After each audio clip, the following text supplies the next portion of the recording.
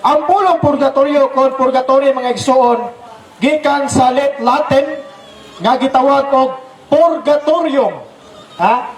Kung may tawag purgatorium mga igsoon sa Latin, ang meaning anang naa place of purification. Ganong gitawag man nag place of purification kon lugar putianan.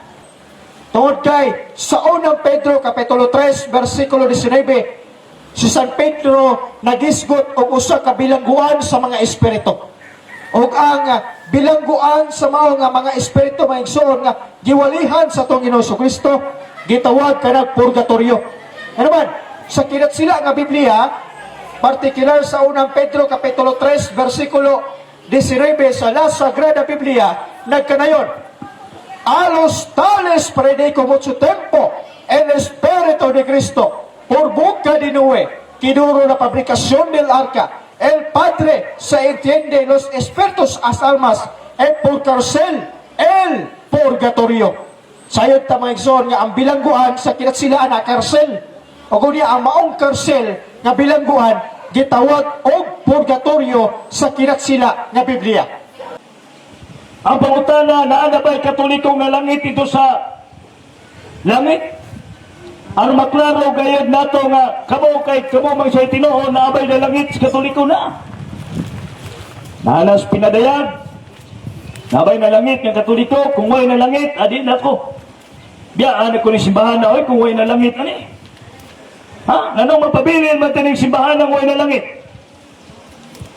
Di ba? Anong mapabilin man taning simbahan nga ang simbahang way na langit di man na tinuod? Pinadayag kapitulo 7 dinhi sa Kristohan ng katilingban nga Biblia nagkanayon. Nabay katolikong na langit, pinadayag 7:9.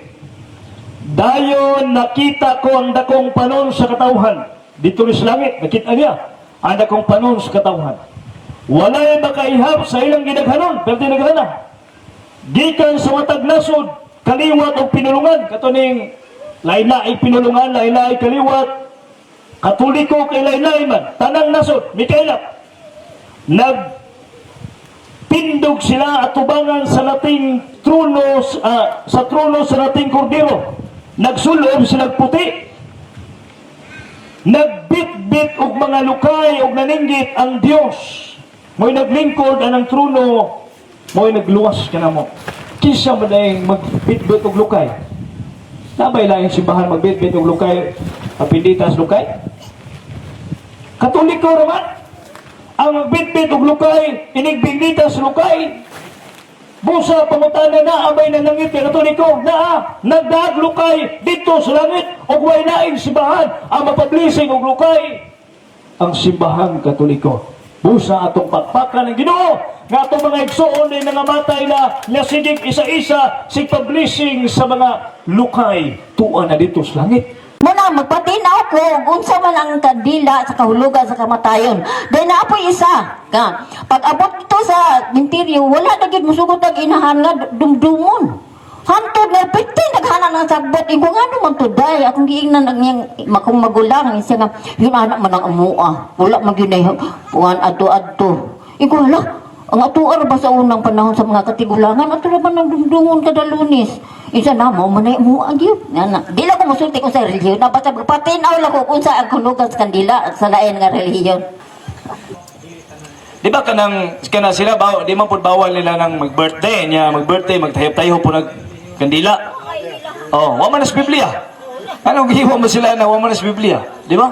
Nga naman kay ang kandila, tibaan nga kanang maong tao nga namatay matuhuon sa Dios.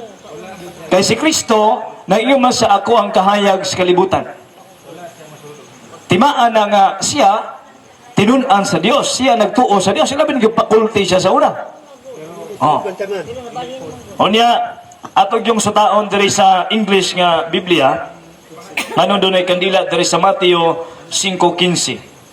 Neither do men light a candle, kinahanglan gumadagkot og kandila, and put it under the vessel, but upon the candlestick, that it may shine to all that you are in the house. Nga sa ato pa, kinahanglan magdagkot kay kandila timaan sa kahayag. Kaya ang kahayag, timaan sana sa Espiritu Santo. Kay mi tugdo ng Espiritu Santo sa mga apostoles pinaagis kalayo. O pasabot, atong gitugyan nga to sa Dios ang tao nga namatay. Nga, matod po diri sa Salmo 100 o Salmo 18:28, kay ikaw magdagkot og kandila o Jehova, ang akong Dios mo'y kahayag sa kong kingit-ngit. Sa ato pang matuon gyud kinahanglan mudagkot og kandila. Kay timaan nga ang Dios mo'y kahayag sa atong mga kingit-ngit. Bawal man daw nila ang malagkot og kandila. Okay ra sana para di mo mahal ang kandila. Pero pero nawa man ko ang essence pagtuo. Nawa man ang essence pagtuo nya magdagkot og kandila, no? Mo nga ang Katoliko, ang kamatayon sa Katoliko dili mo'y makabugto sa tong relasyon. Nga bisan namatay na ng tawhana, di na to kalimtan. Kay ang pagkamatay niya, mao man ay iyang pag-adto sa hukmanan sa Dios. Kung patay ang tao, ang iyang kalagbuhi matubang sa ngadto sa Dios. Unya wa po'y pangadji. Nya wa po'y dua-dua ang lubong. Unya naaman na sa Sirach kapitulo 7:23 o 33. Mato padre, paghatag kanunay sa mga buhi, maayo kay kas mga buhi, magyatagon ka. Apan ayaw kalimti ang paghandom sa mga nangamatay. Naman na sa Sirach 7:33, pag manggihatagon ka sa mga buhi, okay na. Pero ayaw kalimot sa paghandom sa mga patay. Ano man kay handumon man ang patay. O bisan na itong Ginoo miadto sa lubnganan sa iyang igsuon nga patay, suod nga higala nga patay nga si Lazaro. Maingon itong Ginoo sa Juan kapitulo 11:28 o 38 nga nagkanayon. Nagtindog na usab o natandog na usab ang pagbati ni Jesus ug miadto siya sa lubnganan. Si Jesus miadto lubong. Usa kini kalangob ug ang pultahan niini gialihag bato. Sa ato pa dili dautan ang pag-adto sa sementeryo. Pag-adto sa lubnganan, kay kung dautan ang pag-adto sa sementeryo, pag-adto sa lubnganan, dautan ang gihimo ni Jesus. Miadto man si Jesus sa lubnganan. Maya miingon man si San Pablo, sundog ka mo ni Jesus. Ingon nga kung nagsundog sa kaniya. 1 Corinto 11:1. Sundog ko na to si Jesus, unsa may gihimo ni Jesus? Miadto man siya sementeryo. Miduaw sa sementeryo. Sa ako lang yung na tuog, sa lagi day ang kontrary silingan, makatabang. Sa kayon diha nga, o gatay mga kakulian, mga diferensya, mahangyo ta kwarta, makatag silingan, pero murag wala ginaron, makatag mga 1% o yun, yes. Lagi na, dikyo ko maingon nga, makahangyo kwarta ta, tagaan ta dayon, pero nagtanga, ginag-porsyento. Sige lang, basta kay makahangyo ta. Diyara ko to. Salamat ka, Brother Lano. Nindot kayo ang paambit ni tatay, no? Ilabi ng God sa silingan. Matod pa ni Mother Teresa, love your neighbor. Higugma ang imong silingan. Now, pangutan na kinsa man atong silingan. Kana bang duol sa tong balay? Di ta malimot nga usara biya atong kalibutan. Susulingan tang tanan. Bisan paglayo, bisan pagpagadian, sulingan tang tanan. Unya ka nang magpaulos kag kwarta niya imong patantuhan, wa ka nakatabang ana. Kay ang pagtabang do na may tubo. Unya ang pagtabang gikuha naman nimo ang imuang porsyento. Unsa bay giingos Biblia ana?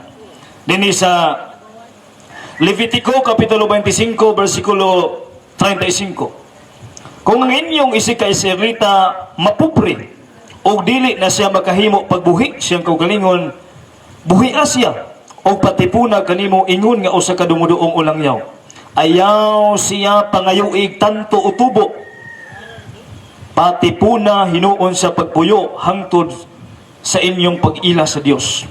Ayaw patantuhi ang salapi nga inyong pahulaman kaniya ug ayaw pabayri ang kalanon nga gipagkaon kaniya.